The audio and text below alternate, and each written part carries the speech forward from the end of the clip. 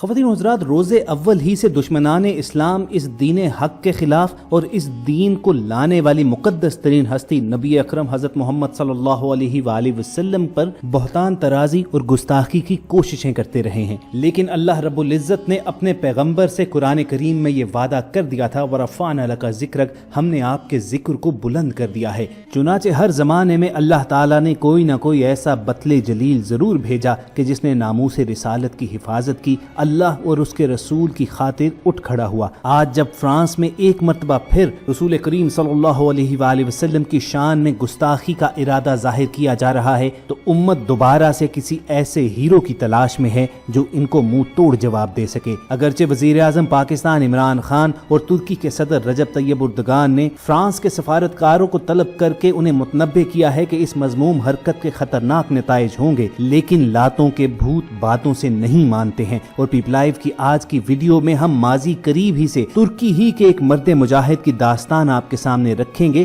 کہ جب فرانس نے ہی اس زمانے میں گستاخی رسول کی حرکت کا ارتکاب کرنے کی کوشش کی تھی تو اس نے کس طرح انہیں روکا تھا۔ لیکن تفصیلات میں جانے سے پہلے آپ ریڈ بٹن پر کلک کر کے اور بیل آئیکن کو پریس کر کے پیپل لائیو کے سبسکرائبر ضرور بنیے تاکہ ایسی اسلامی، تاریخی اور معلوماتی ویڈیوز آپ کی روزمرہ زندگی کا حصہ بنی رہیں۔ دوستو، یہ واقعہ ہے سلطان عبد الحمید ثانی کا، جو 21 ستمبر 1842 کو استنبول میں پیدا ہوئے۔ وہ 1876 سے لے کر 1909 تک سلطنت عثمانیہ کے سلطان اور خلیفہ کے منصب پر فائز رہے۔ تاریخ میں ان کا نام سلطنت عثمانیہ کے آخری بااثر اور بااختیار خلیفہ کے طور پر جانا جاتا ہے۔ تاریخ گواہ ہے کہ ان کے دور ہی میں سلطنت فرانس میں ایک تھیٹر کے انعقاد کا فیصلہ کیا گیا جس میں مبینہ طور پر رسول اللہ صلی اللہ علیہ وآلہ وسلم کی شان میں گستاخی کا ابھی امکان ہی تھا۔ جب سلطان عبد الحمید ثانی تک یہ خبر پہنچی تو انہوں نے فوری طور پر فرانسیسی سفیر کو طلب کیا اور امت مسلمہ کا نمائندہ بن کر اس سے دریافت کیا کہ کیا واقعی فرانس میں یہ حرکت ہونے والی ہے۔ فرانسیسی سفیر نے اس بات میں جواب دیا کہ ہاں، وہاں پر ایک میلے کا انعقاد ہونے جا رہا ہے جہاں پر ہر کسی کو جو چاہے وہ کرنے کی آزادی ہوگی۔ سلطان عبد الحمید ثانی نے اسے کہا کہ فوری طور پر رسول اللہ صلی اللہ علیہ وآلہ وسلم کی شان میں گستاخی پر مبنی اس تھیٹر کو بند کروایا جائے۔ فرانسیسی سفیر نے سلطان عبد الحمید کو یہ جواب دیا کہ اب ایسا کرنا ناممکن ہے کیونکہ بہت دیر ہو چکی ہے۔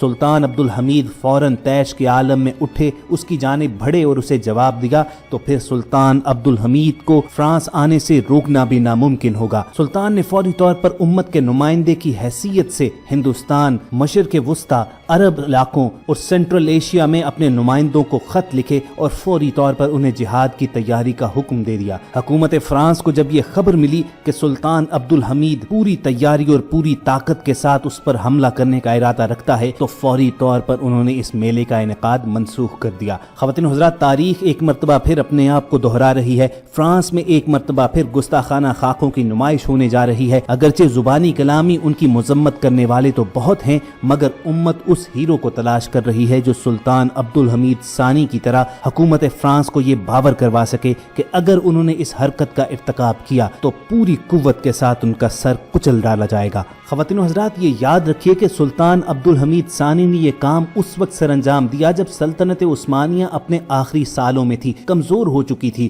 خلافت عثمانیہ کی باغ دوڑ سلطان عبد الحمید نے ایسے وقت میں سنبھالی تھی جب دنیا پر استعماری غالب تھے اور خلافت عثمانیہ کو ختم کرنے کے لیے باہم اتحاد کر چکے تھے۔ یہ وہ دور تھا جب خلافت عثمانیہ ایک طرف اپنی بقا کی جنگ لڑ رہی تھی تو دوسری طرف خلافت عثمانیہ قرضوں کے بیچ گھری ہوئی تھی۔ ان حالات میں بعض یہودیوں نے سلطان عبد الحمید تک رسائی حاصل کی اور صہیونی تنظیم کے بانی تھیوڈور ہرزل نے خلیفہ عبد الحمید ثانی کو خط لکھا جس میں انہوں نے خلیفہ کو بطور رشوت یہودیوں کی جانب سے مدد کے نام پر 15 کروڑ پاؤنڈ دینے کی آفر کی اور اس کے بدلے خلیفہ یہودیوں کی فلسطین کی طرف نقل مکانی کی حمایت کرے گا اور یہودیوں کو یہاں پر قطع ارض دے گا جہاں یہودیوں کی اپنی حکومت ہو۔ خلافت عثمانیہ کے شاہین نے اتنی بڑی آفر ٹھکرا دی، حالانکہ اس کے ذریعے خلافت عثمانیہ کی مالی مشکلات کو ختم کیا جا سکتا تھا۔ سلطان عبد الحمید نے یہودیوں کو خط لکھا کہ میں تمہیں نصیحت کرتا ہوں کہ آئندہ اس موضوع کے بارے میں نہ سوچنا، فلسطین میری ملکیت نہیں، اس لیے میں فلسطین کی زمین کا ایک ٹکڑا بھی نہیں بیچ سکتا، فلسطین سارے مسلمانوں کی ملکیت ہے۔ میرے باپ دادا عثمانیوں نے اس زمین کی خاطر سینکڑوں برس جہاد کیا، اس کی مٹی میں مسلمانوں کا خون شامل ہے جس کی گواہی میری عوام نے دی ہے۔ یہودیوں کو میری نصیحت ہے کہ وہ اپنے پیسے اپنے پاس محفوظ رکھیں، لیکن جب تک میں زندہ ہوں اللہ کی قسم کھا کر کہتا ہوں کہ چھری کے ساتھ میرے بدن کو کاٹنا زیادہ آسان ہے اس بات سے کہ دیار اسلام سے فلسطین کو کاٹا جائے۔ سلطان عبد الحمید کے اس جواب کے بعد یہودیوں نے عہد کر لیا کہ کسی طرح اسلامی دنیا کے اس لیڈر کو خلافت سے ہٹایا جائے۔ چنانچہ یہودیوں نے ترکی کے خائن لوگوں کی مدد سے ایک سیکولر تنظیم ترک یوتھ کے نام سے بنائی، جس کے ذریعے سیکولرزم، قوم پرستی اور اینٹی اسلام افکار کو عام کرنا شروع کیا گیا۔ اس تنظیم کے ساتھ فوج کے کچھ لوگ بھی شامل ہو گئے اور اس گروپ نے 1909 میں خلیفہ عبد الحمید ثانی کے خلاف بغاوت کر دی، جس کے ذریعے انہوں نے خلافت عثمانیہ کے خلیفہ عبد الحمید ثانی کو سلانیک شہر میں معزول کر کے بھیج دیا، جہاں 10 فروری 1918 کو سلطان عبد الحمید کا انتقال ہو گیا۔ لیکن خلیفہ عبد الحمید نے اس سازش کو ایک خفیہ خط کے ذریعے بے نقاب کر کے تاریخ اسلامی میں ہمیشہ کے لیے محفوظ کر دیا۔ سلطان عبد الحمید ثانی نے شیخ محمود آفندی کے نام اپنے اس خط میں لکھا کہ میں آپ اور آپ جیسے اصحاب علم و فضل کے سامنے ایک اہم مقدمہ پیش کر رہا ہوں کہ یہ تاریخ کے ذمے ایک امانت رہے۔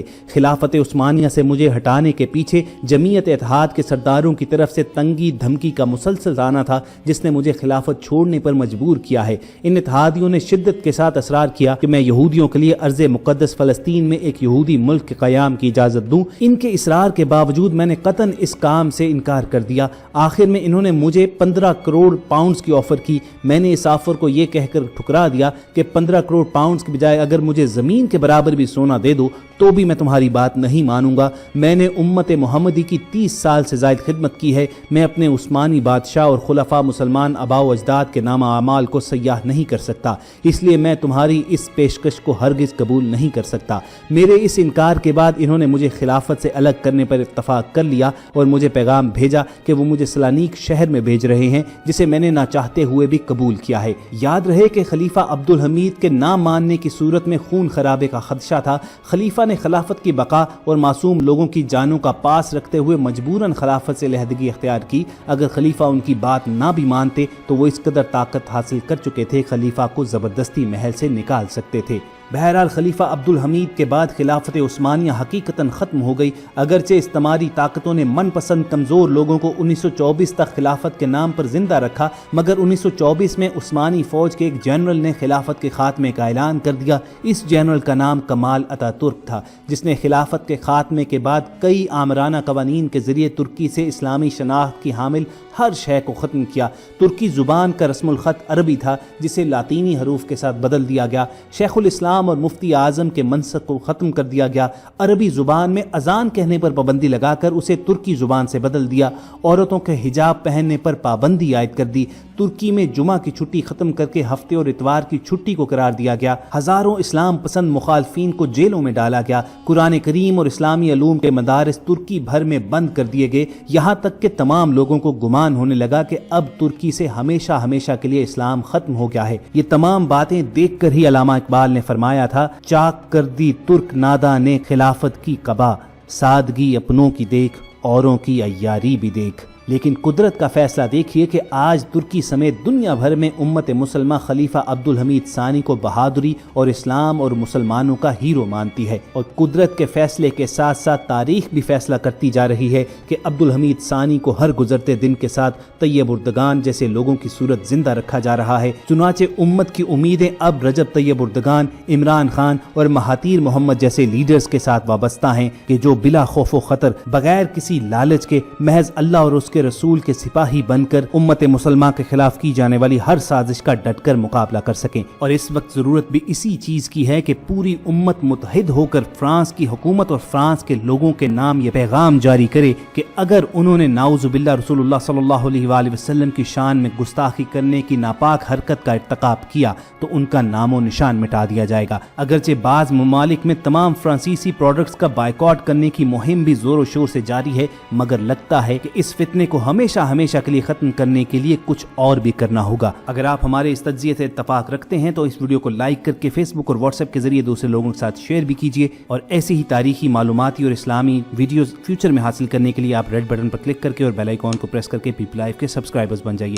بہت جلد دوبارہ ملاقات ہوگی۔ اپنا اور ارد گرد کے لوگوں کا خیال رکھیے۔ اللہ حافظ۔